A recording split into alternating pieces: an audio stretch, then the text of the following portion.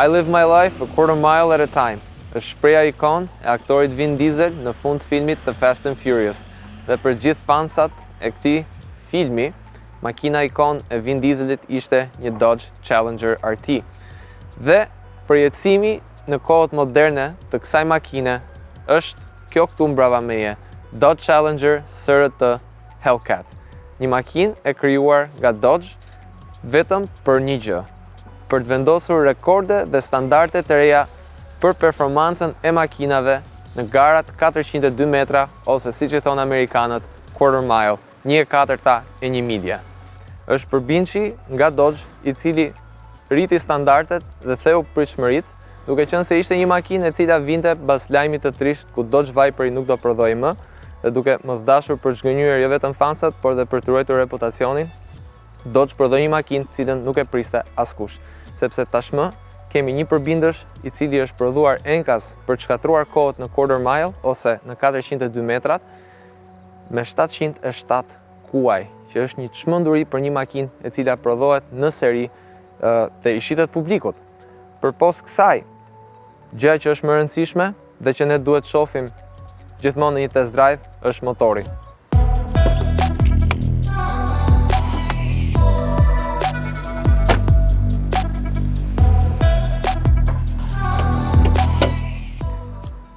I cili është një 6.2 tashmë me një supercharger, i cili është 2.4 litra në vëllim.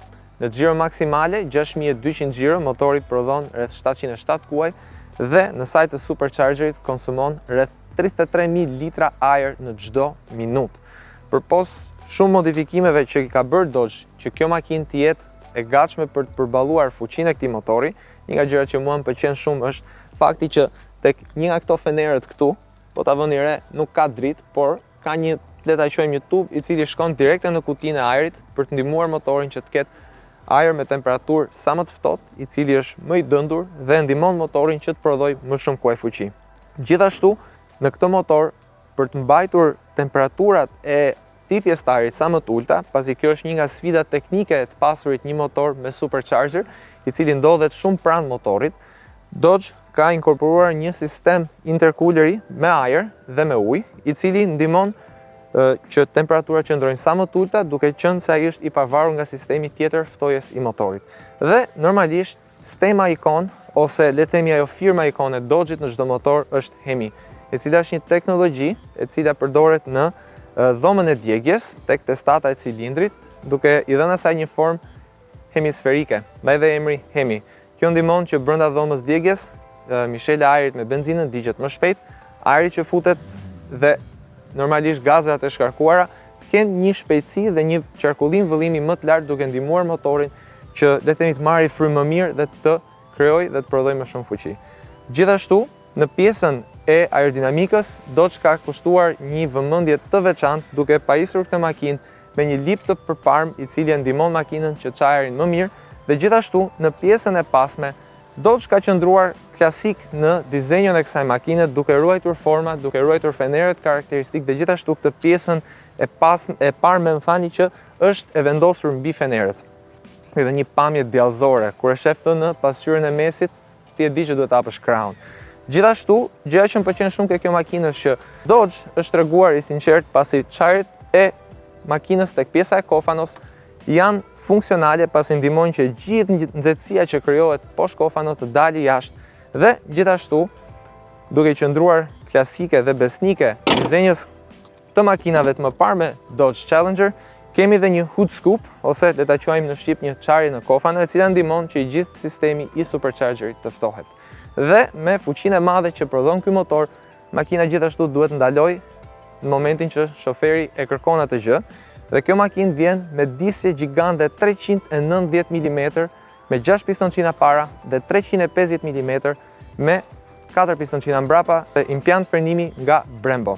Gjithashtu, diçka që vjen ndryshe kësaj herë në të gjithë makinat e mëparshme nga ana e Dodge-it është fakti që ka një sistem amortizimi të pasëm independent, që do të thotë që ura lidhet me disa krah dhe kjo ndihmon që makina të ketë një ecje më të mirë në përkthesa, pavarësisht se më përpara janë përdorur balestrat edhe akset e fiksuara në të. Por përveç pjesëve teknike dhe fakti që kjo është një makinë e prodhuar vetëm për drag, neve na ngelet për të bërë atë që ne kemi shumë kënaqësi që të bëjmë, që është një test drive. Dhe unë kam çelësin e kuq kësaj makine.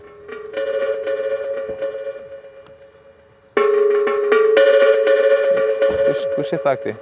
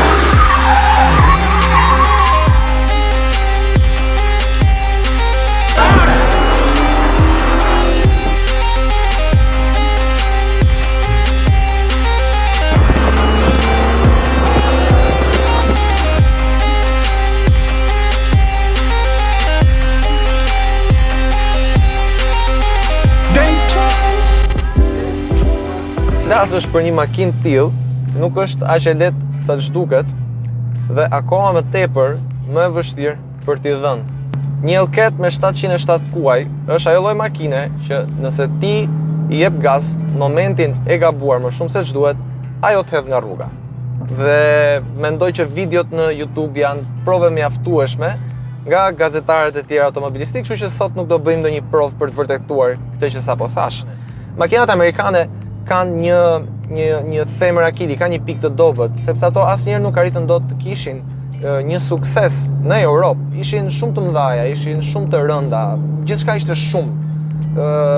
Motorat shumë të mëdhenj, konsumi I karburantit I tmerrshëm. Dhe mos harrojmë cilësinë e tapicerisë së brendshme, e një trajqme me mobilimet e një azili pleqsh. Nuk ishin makina që tërhoqen. Por për këtë tapiceri dhe për këtë interior të Dodge Challenger, nuk kam se çfarë të them për ta sharë, sepse realisht cilësia e materialeve, por edhe dizenjo është mendoj goxha tërheqëse. Përpos apo përveç faktit që kjo makinë peshon 2 ton dhe është tmerrsisht e rëndë, por do bëjmë sikur kjo gjë nuk ekziston, sepse ka 707 kuaj, kështu që çrëndësin ka pesha. Pyetja që ju vjen që të gjithë është se si është ngasësh një makinë. Dhe si fillim që të gjithë të paraprin me paraemrimin që ki kujdes, mos I jep shumë gaz, është makinë që do të hedhi dhe kjo është diçka që t'intimidon. Jo vetëm është edhe pamja e kësaj makine e cila ka ruajtur linjat klasike të një Challenger. Dhe pjesa tjetër është fakti që kjo është një makinë që është goxha agresive në pamje. Kështu që ç'o ndodh? Kemi një Challenger Hellcat 707 kuaj dhe pyetja që mua më vjen mendje është çfarë definon ose çfarë përcakton një makinë amerikane që të jetë një makinë amerikane V8 dhe një zhurmë që është ikon dhe është një zhurmë e veçantë për atë çfarë është American Muscle.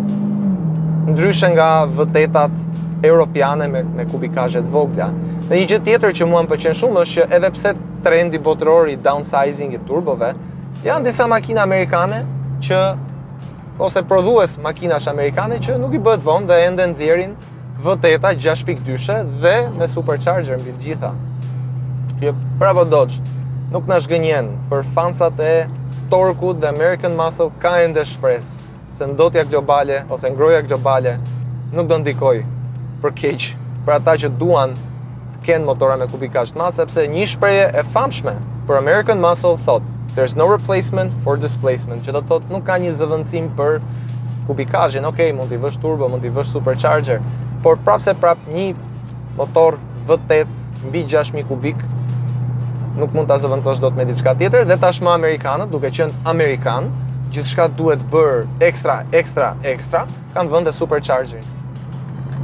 Shohim çfarë mund bëj. Okej, 3500 xhiro. Oh. Wow.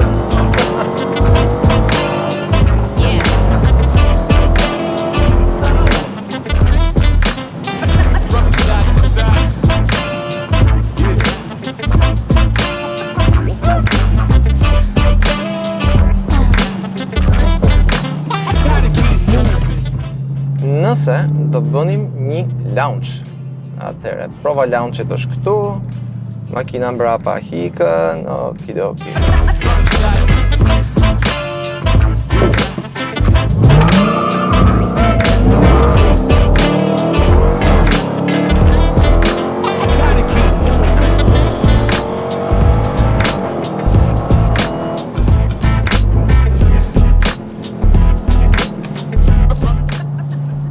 Launchi dështoj.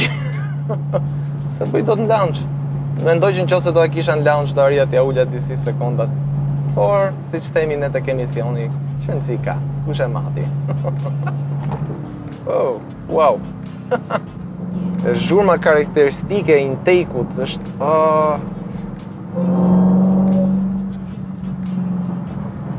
fantastike.